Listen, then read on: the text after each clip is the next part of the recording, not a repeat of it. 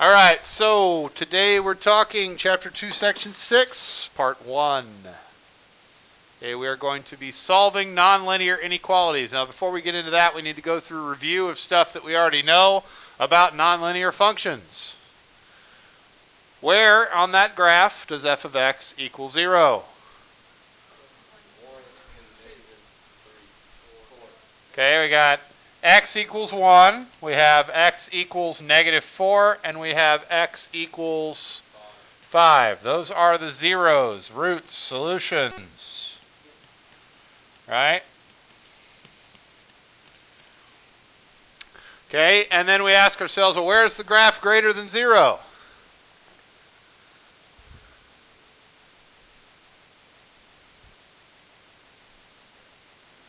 Well, where is it? That's asking where is it above the y-axis? That would be from... No, it is not from negative infinity to positive infinity. It is greater than 0 from x equals -4 to x equals 1 and from x equals 5 to positive infinity. Those two sections of graph, this section here is above the y-axis, and this section here is above the y-axis. That is where the function is greater than 0, where it is positive. Okay? There's also two sections here where the graph is not positive, where the graph is negative, or less than 0. This piece and this piece. So when we're asked where is the graph less than 0, we would write that in interval notation. The piece on the left, this piece here, runs from negative infinity over to -4. And the piece below this section here is between 1 and 5. Again, we can put that in interval notation. Notice that we have all rounded brackets. Remember that rounded brackets are always the case for infinity and negative infinity.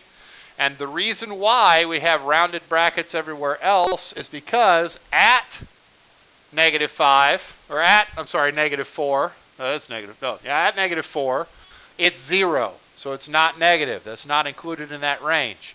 At 1, at 5, it is 0, so it's not positive or negative at those points. Okay, keep in mind that when we write f of x, we're referring to the y value on the graph. F of x greater than 0 means the graph of f of x is above the x-axis. And when we write f of x is less than 0, that is where the graph is below the x-axis. Okay, so that should... So far, we've been solving and graphing these polynomial equations, solving polynomials equivalent, finding those zeros where it crosses the x-axis. We've done a bunch of that. Okay, finding those zeros, we did it for like the last week and a half. Helps us figure out where the polynomial is above and below the x-axis. So when we're dealing with inequalities, essentially what we're doing is we're trying to figure out where the function is greater than the x-axis or less than the x-axis. Okay? So instead of an equal sign, it won't say f of x equals, it'll say f of x is greater than or f of x is less than, and then it'll have a polynomial. Okay, so what we do when we're wanting to solve a nonlinear inequality is we figure out where the zeros are of the related equation. We take that f of x, whatever it is, and we figure out its zeros, just like we did in 2-4. We spent a full week at least talking about how we take the possible factors of that numeric term, and then we check synthetic division until we find one that works, and then we keep going until we factor it, yes? And that's how we find the zeros. So step 1 is find those zeros. Step 2, we create what is called a sign chart, which we'll talk about in a minute, that tells us whether the graph is positive or negative between those zeros. So that's really all we care about. We could care less what the graph actually looks like. All we care about is whether it's above or below the axis. Then we're going to test some values in each interval to make sure that we know whether those values are positive or negative in between those zeros. which will then allow us to set up and solve and state what sections of the graph are above or below, depending on what the problem is asking for. Okay? Interval notation, again, is going to be how we write our answers. Keep in mind that if it says greater than or less than, our endpoints will be rounded brackets. If it says greater than equal to or less than equal to, then that's going to get a little bit more difficult because we'll have to consider whether or not we need square brackets. Okay, so we got a lot to talk about on that, not a lot to add. So we are going to actually solve some linear inequalities here, or nonlinear inequalities here. So the first thing is, if we're going to solve a nonlinear inequality, it cannot be greater than or less than anything except 0. So in that first example, before we do anything else, we need to move that -3 by doing what? Adding it. +3, +3. That's gone. And we are looking at x squared minus 6x minus 27 is greater than 0. So we need to figure out what the zeros are of this polynomial. In other words, we need to know the zeros of this quadratic function. Does it factor? Are there numbers that multiply to -27 and add to -6? Yep, -9 and +3. So we would start by factoring this into -9 and +3. We do the same thing over here.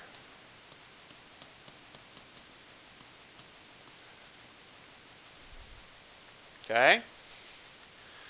And then we would say to ourselves, okay, if those are the factors, then the zeros are x equals 9 and x equals -3.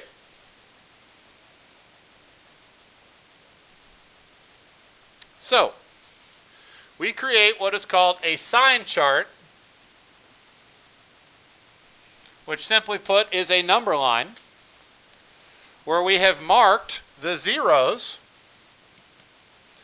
in ascending order, so from smallest to biggest.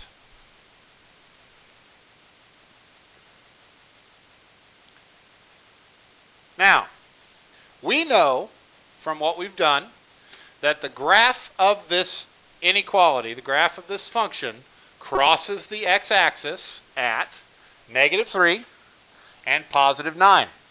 We also know, based on end behavior, what it does outside of that. Yes?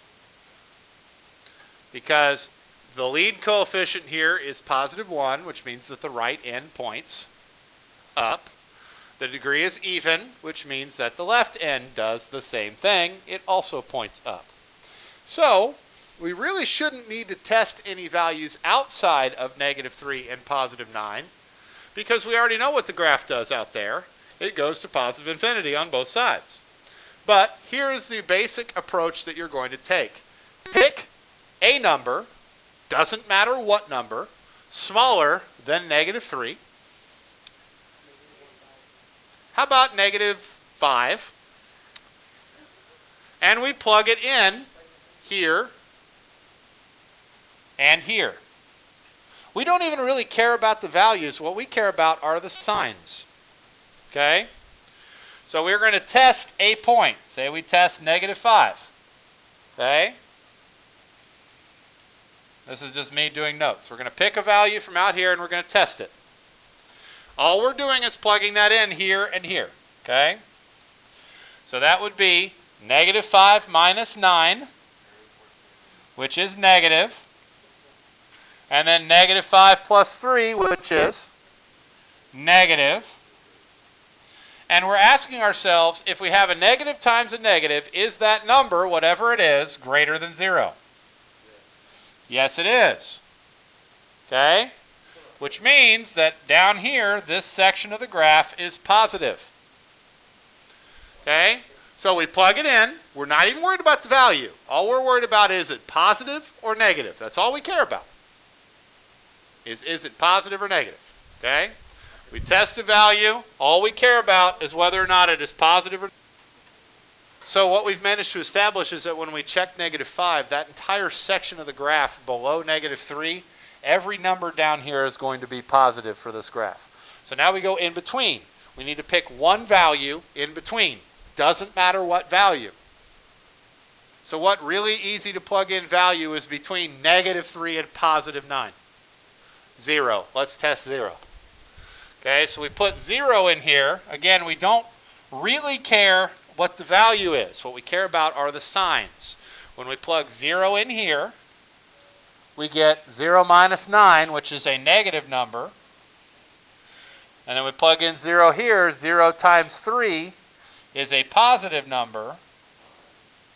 And we're asking ourselves, is that greater than 0? And the answer is no. This whole area in here is negative. Yep.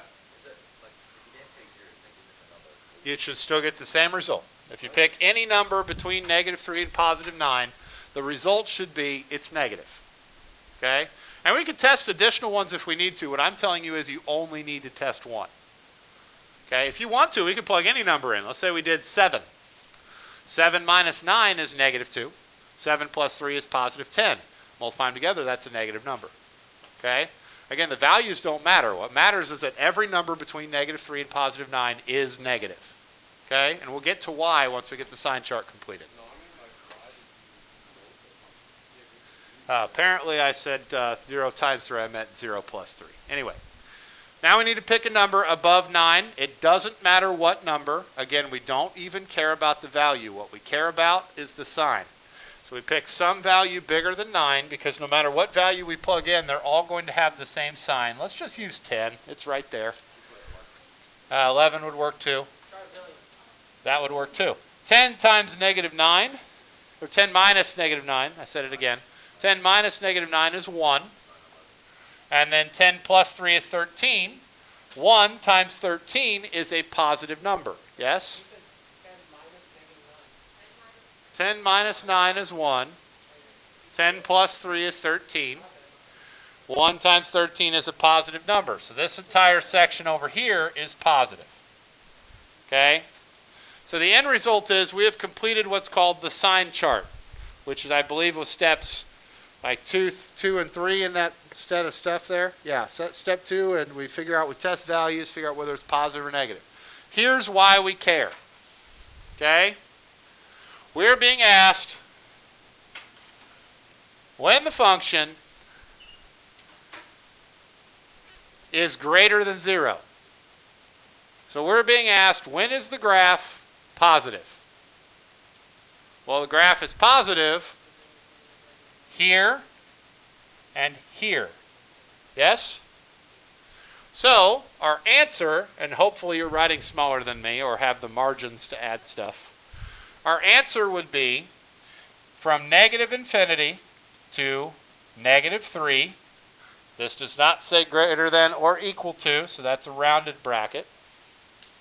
That's this piece written in interval notation from -infinity over to -3. And from 9 to infinity. That would be the solution set to this linear inequality, or nonlinear inequality. Okay, so pause the video, try example 2. We're going to run through example 2 in a second. Okay, here we go. So we start off and we need to move the 20. Again, it needs to equal 0. If it doesn't equal 0, the first thing we have to do is make it equal 0. So x squared plus 5x minus 14 is less than or equal to 0. So then we ask ourselves, does that factor? It absolutely does. Plus 7 and minus 2. Again, in theory, what we're looking for here are the zeros of the related equation, which would be -7 and +2. So when we mark this, we're going to have a mark at -7 and a mark at +2. Now, the one mistake you could make that could make this more difficult, those need to be marked in ascending order. So the one on the left needs to be the smallest 0. They will not always be in order when you factor. Okay? You need to write them like you're writing them on a number line. Here's the best part, though. Doesn't matter if they're spaced properly. They just have to be on the number line in the correct order. Okay? Now we go in and we test a point from each of the 3 sections of number line. So we pick a value that is less than -7. I don't know, how about -10? -10 plus 7 would be -3. -10 minus 2 would be -12. A negative times a negative is a positive. So this entire section of graph is going to be positive all the way to -7. Then, between -7 and +2, we need to pick one value. Again, I would always pick 0 if it's an option. So let's test 0, which is about here. 0 plus 7 is 7. 0 times plus -2 is -2. So we have 7 times -2, which would be -14, indicating that this entire section in between -7 and +2 is negative. Finally, test 1 point above 2. I don't know, how about 5? 5 plus 7 is 12. 5 minus 2 is 3. 12 times 3 is positive 36, which is all that we really care about. So, then we just have to write out our answer based on that sign chart. Now, the function is less than or equal to 0, which means we want to know where the graph is below the x-axis or equal to 0, which means we only have this one interval where we're below, but we're going to be including our zeros. Okay, they'd be closed circles. So our answer, our interval, would be from -7 to +2.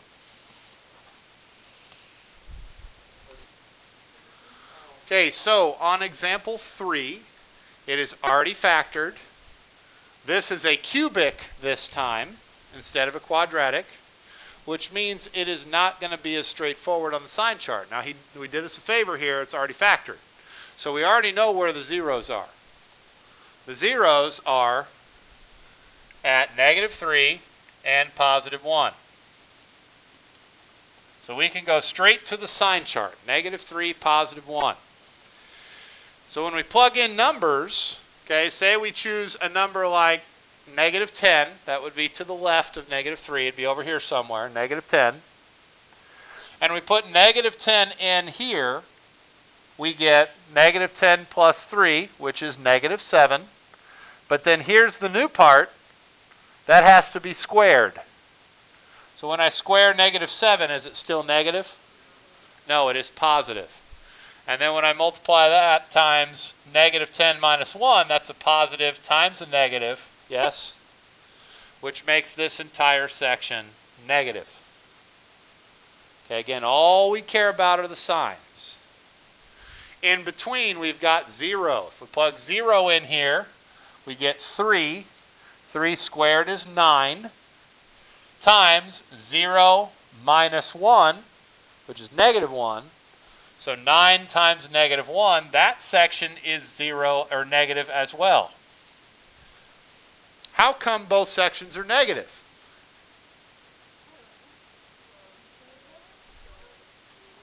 Because multiplicity of 2, it doesn't cross at -3. It touches and goes back down. Okay? Then we get over to +1. It should cross the axis. So this last section should be positive, but let's check. Plug in 2. Okay, 2 plus 3 is 5. 5 squared is 25. 25 times 2 minus 1 would be 25 times 1, which is positive 25, meaning that that section is positive. The final part, and the part that I honestly think is the trickiest, is figuring out what sections of that graph fit this description, because I feel like some of us are going to get that backwards.